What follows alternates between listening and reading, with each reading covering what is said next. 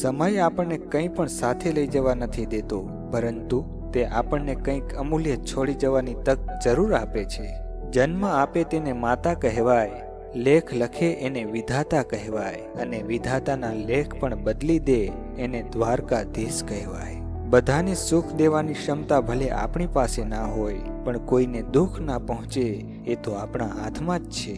રૂપ ભલે રોજ મેલું થાય, પણ સ્વરૂપ ક્યારેય મેલું ના થવું જોઈએ. કોઈની જિંદગીને બગાડી પોતાની જિંદગી સુધારવી, તેની સજા આજે નહીં તો કાલે જરૂર મળે છે.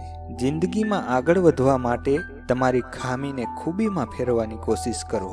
તમે તમારા સ્વભાવને કાબૂમાં રાખતા શીખી જાઓ, બસ પછી બીજા બધા પણ તમારા કાબૂમાં રહેશે. ઈર્ષાનો સીધો મતલબ એ છે કે આપણે સામેવાળી વ્યક્તિને આપણા કરતાં શ્રેષ્ઠ માની લીધી છે. જિંદગી ઘણું બધું આપતી હોય છે, બસ આપણે ગણતરી એની કરીએ છીએ જે વસ્તુ આપણે પામી નથી શકતા. સમય એટલો સરસ પસાર કરો કે યાદ કરો ત્યારે ખુશી થાય, અફસોસ નહીં. એટલા સમજુ બનો કે બીજાને માફ કરી શકો, અને એટલા મૂર્ખ પણ ના બનો કે ફરીથી વિશ્વાસ કરી બેસો. તમે જેવા છો તેવા જ રહો, કેમ કે ઓરિજિનલની કિંમત ઝેરોક્સ કરતાં વધુ હોય છે. ભગવાન પર ભરોસો રાખો, ઘણીવાર એ પણ મળી જાય છે જે વિચાર્યું પણ નથી હોતું.